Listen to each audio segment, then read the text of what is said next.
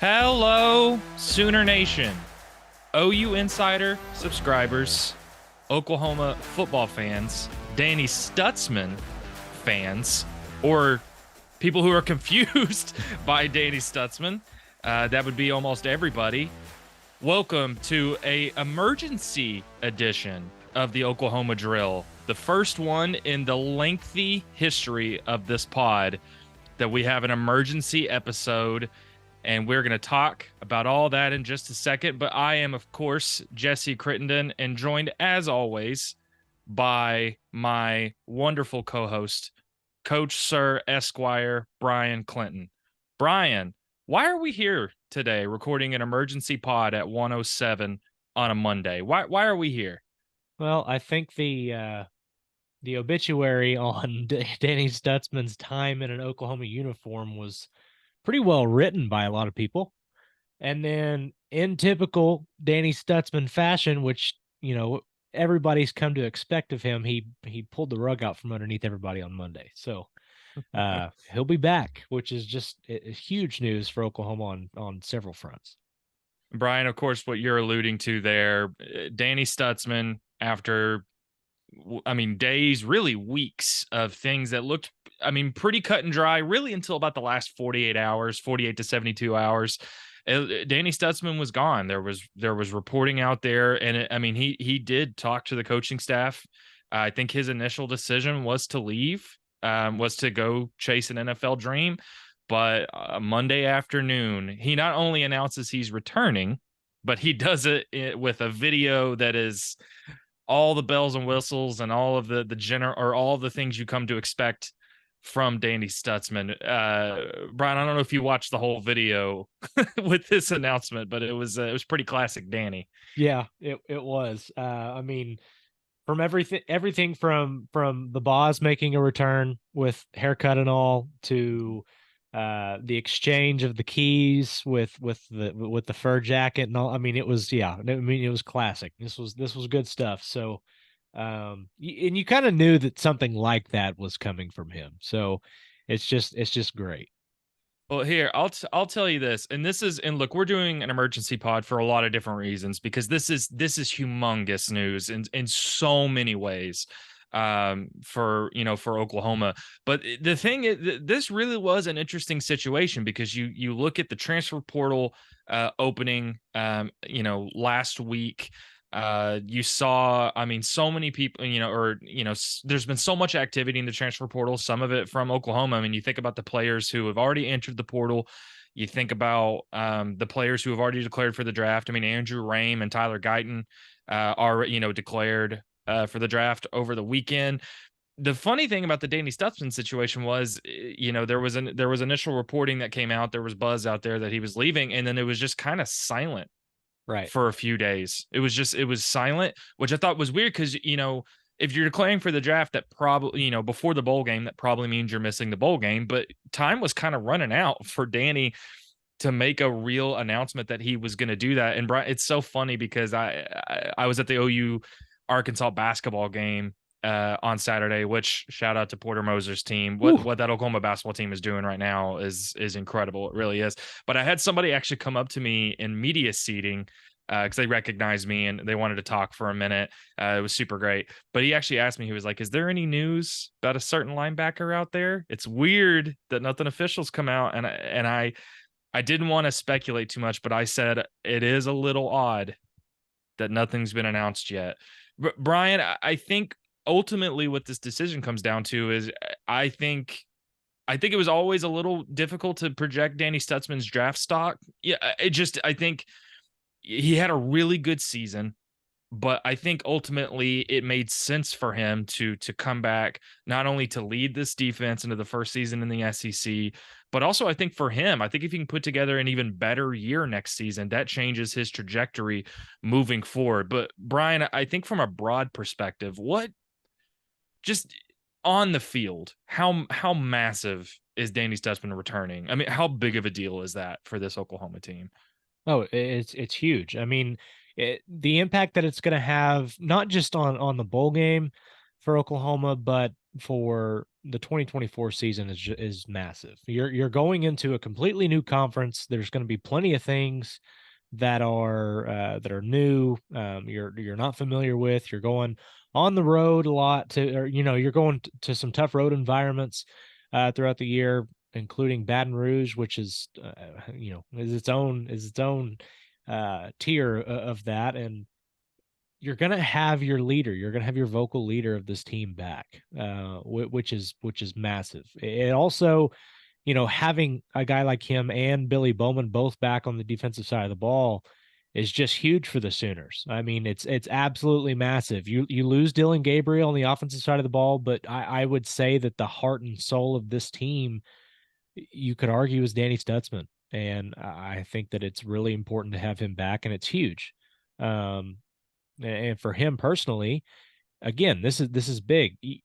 Kenneth Murray, last time an Oklahoma linebacker was picked in the first round. Nolan Smith, a guy from Georgia, is another one that or Roquan Smith, a guy that got picked early as a linebacker.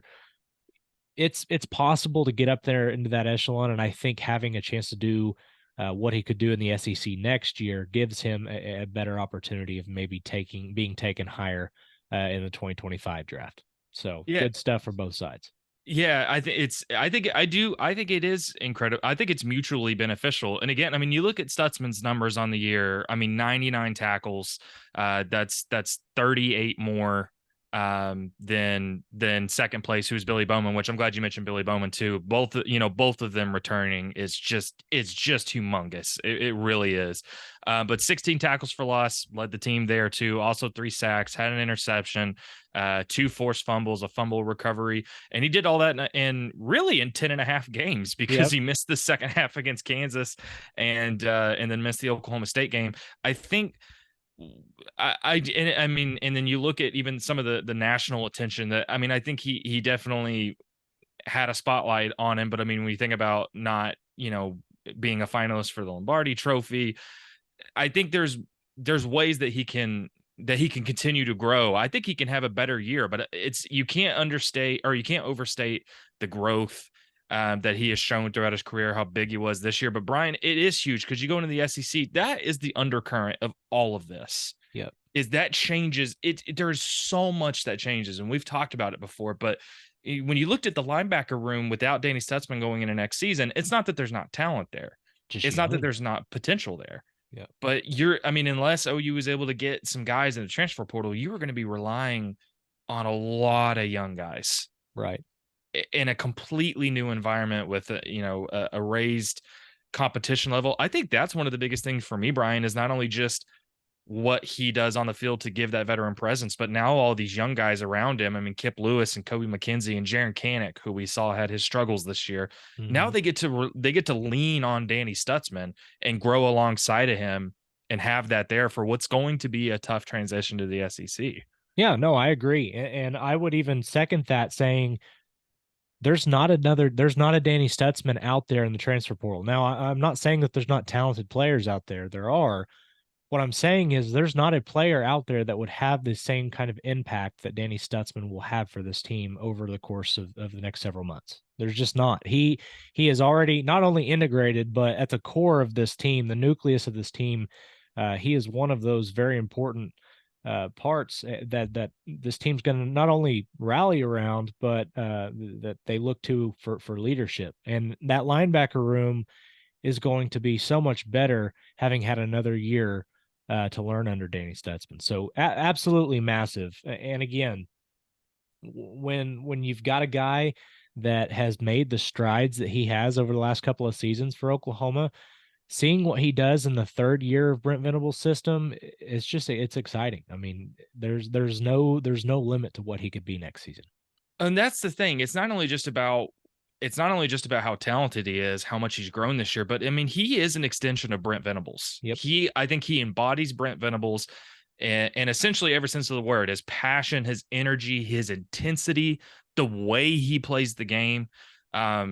And that's the thing. I think when you're looking at once Brent Venables came to Oklahoma, it's just been upheaval after upheaval. Players leaving, not because of him, but because the whole program has changed. It was a huge fundamental shift in the way he started to do things on and off the field. And I think Danny Stutsman has kind of been kind of that stronghold. He's kind of been that center point for this defense because he embodies what Brent Venables wants to do.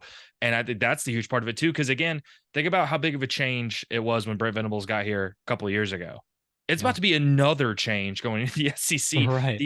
The any consistency you can get in terms of someone who again embodies Brent Venables, what he does on the field, the leadership he provides, anything that you can get like that going to the SEC is huge. And now all of a sudden you look at that linebacker room, Brian, and I think it was going to feel like there was a hole missing without Danny Stutsman. Now there's a lot of reasons to be excited. I mean, there's Kip Lewis showed a lot of potential. Kobe McKenzie showed a lot of potential.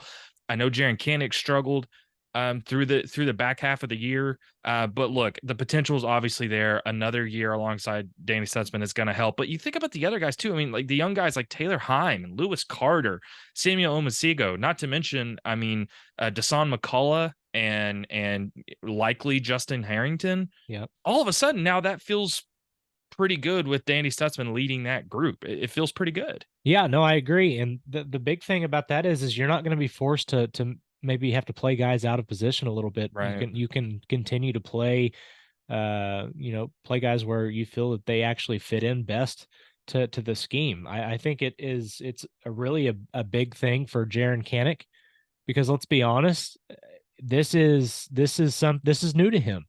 This is still, you go back, he was an offensive player. I believe he played safety in high school as well, Mm-hmm. but this this whole linebacker thing is new to him, and those guys are obviously extremely close. I think that outside of the defense as a whole, or maybe even Brent Venables, you could say Jaron Kanik might be the biggest winner today, just Yeah. because having that guy to lead you and teach you and spend all that extra time with you, and then maybe hand the reins over to you after another year. This is huge. This is huge for his development. It's a big deal. And it's really exciting for this unit that I think, wants to take another step towards being an elite defense at some point. That's a really good way to put that Jaron Kanig might be the biggest winner. That's a really good point and a really good one to make. And now I think, and we're talking a lot about the SEC and what this means next year, but there's also still an important couple of weeks ahead of this team right now. When we look at the bowl game, which I know there's disappointment among Oklahoma fans for not making a New Year's Six bowl. There's disappointment among us, not getting to go cover a New Year's Six game. All that being said, this Alamo Bowl matchup with Arizona, it's a big deal. It's a huge opportunity for this Oklahoma team.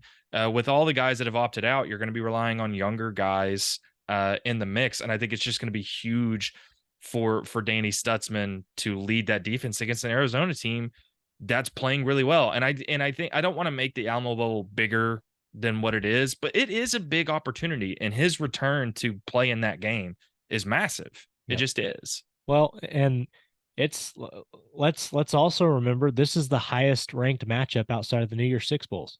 Mm-hmm. It's 12 versus 14. I mean, this isn't the Briggs and Stratton Weed Eater Bowl. I mean, but it's not a New Year's Six, but it is a good opportunity for Oklahoma. And I think something that's really interesting about it is, which this is something I'll write about in the coming weeks, but how cool of an opportunity is it that this is the same place? Oklahoma's traveling back to the same place that Brent Venables was handed the visor from Bob Stoops 2 years ago. And now, before they make this jump to the SEC, there is it's almost like a changing of the guard and a validation of what Brent Venables is building going into this new realm for Oklahoma. It's a big deal. And to have your leader on the field back for that, it's got to give you a lot of confidence. Arizona's a really good football team. I mean, they've won each of their last 6 games. They're averaging almost 39 points a game in those wins.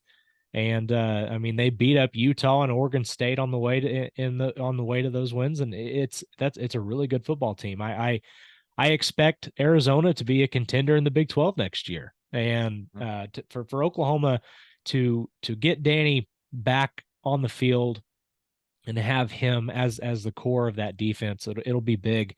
And I'm also I'm really interested to see what happens because of his return in the transfer portal. Yeah. And that's something I'm sure you've got thoughts on. Yeah, that was going to be, I think, the other angle to this, mentioning what's coming up for the next couple of weeks. We've already seen OU, snag a couple of players in the transfer portal, but I think you can almost look at this from a couple different ways. I think one, Danny Stutsman's return, I think changes linebacker that to me was going to be a huge position of need. And not that it still isn't, but I think all of a sudden you feel a little bit better about that linebacker spot.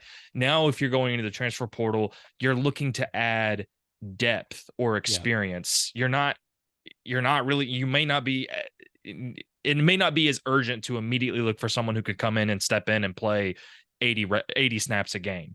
At the same token, I do think it is going to be a draw for people in the transfer portal. Not only Oklahoma going to the SEC, but you can play alongside a veteran guy like Danny Stutsman, who was going to be an early favorite, for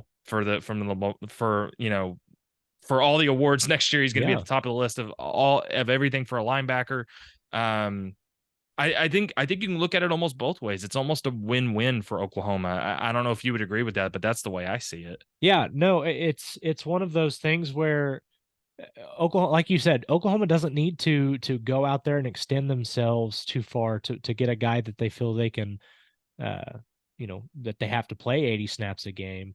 This isn't a situation where, I mean, let's be honest, it's an NIL game at this point. You've got a certain amount of funds that you have to work with, and you don't have to put as much stock into a guy. Now you can afford, if you're the Oklahoma defensive coordinator, if you're Brent Venables, you can kind of afford to go out there and maybe get a guy that's a little bit more of a project. Hey, we see a lot of potential in this guy. He's got the athletic traits. He may not be ready to go this year, but since we have Danny Stutsman back, maybe this is a guy that we develop and move on, and we're able to move forward with after a year. On the other side of that, I mean, why would you it's nothing but a plus for Oklahoma. Why would not playing, or why would playing alongside Danny Stutsman not be a selling point to somebody on the defensive side of the ball? So it's all good news for Oklahoma. It's good stuff for the Sooners, and I'm excited that we get another year of covering this guy, because he's not just fun on the field. He's also a really good interview. So I'm excited about that. That's a really good point. I will mention real quick that I said the Lombardi Trophy earlier instead of the Butkus Award.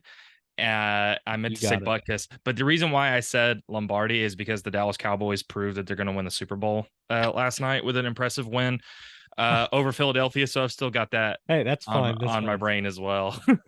But yeah, I think that's the other token of it too, is just who he is as a personality. He's a really fun player to cover. I am, personally excited about that too. I think what he brings as an interview, what he brings as a person, his impact in the community really can't be overstated. And ultimately, Brian, I think what this comes down to is it's not only mutually beneficial, but it's all the consistency that Oklahoma can get. I mean, think about Jeff Lebby is gone. OU's got a new play caller and a new co-offensive coordinator.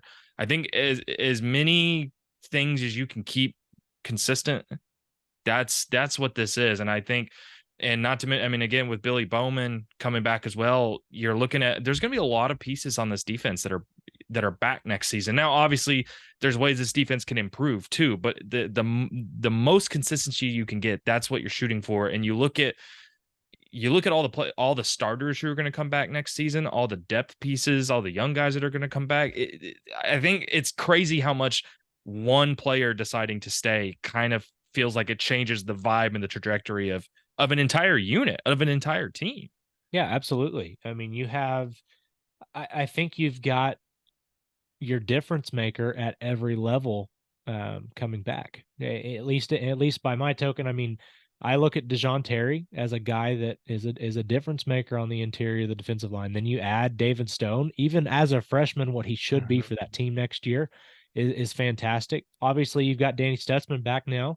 And then in the secondary, you've got Billy Bowman, and I expect Peyton Bowen to just take another step. So Yeah, I mean, you've got guys at every level that are really exciting, and I think it's a really big deal to have Danny Stutsman back. Think about the things that you don't even think about off the top of your head, like how much bigger is the OU Texas game next year now because of Yeah.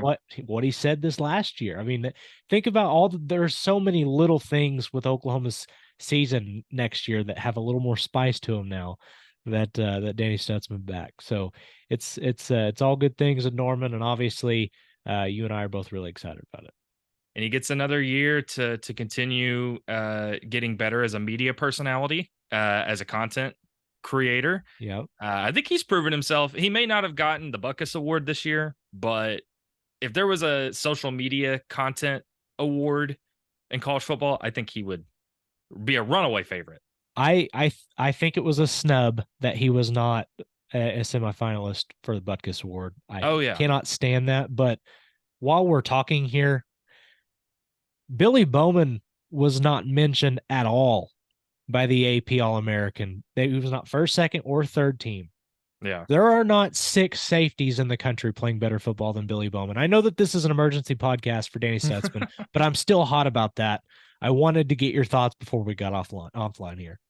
I completely agree. Not only the interception numbers, not only just the pick six numbers, but I mean he consistently graded out really well in every game. He's really good in coverage. He's a really good tackler. He's pretty good in run support. It is pretty surprising that Bowman really didn't get a lot of acclaim for a lot of awards. I mean, he really didn't. Even the Thorpe, And which yeah, is Oklahoma based. I don't know. Anyways. yeah, and that's again, I think I'm not that, Danny Stutsman would tell you 100% that it's not about that kind of stuff. It's about the play on the field, but Right. I can guarantee you privately he wants to win the Buckus Award next year, and I can guarantee you it was disappointing as to him as much as to anybody else that he wasn't a finalist. And yeah, Billy Bowman, I think he's only going to get better. He's Yep. and I would be shocked, assuming he stays healthy, that he doesn't get more acclaim next year. That would Yeah. that would surprise me. Yeah.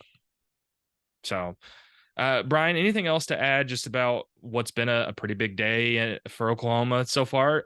Porter Moser's squad ranked number 11 in the country. Awesome. It's been yeah.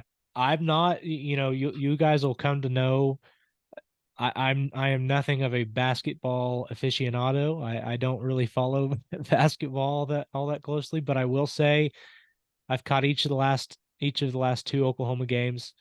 They're fun to watch. I mean, Yeah. I really enjoy watching them, and that's from a 10,000-foot view. But if I was to add anything else on the Danny Stutzman side of things, I think this is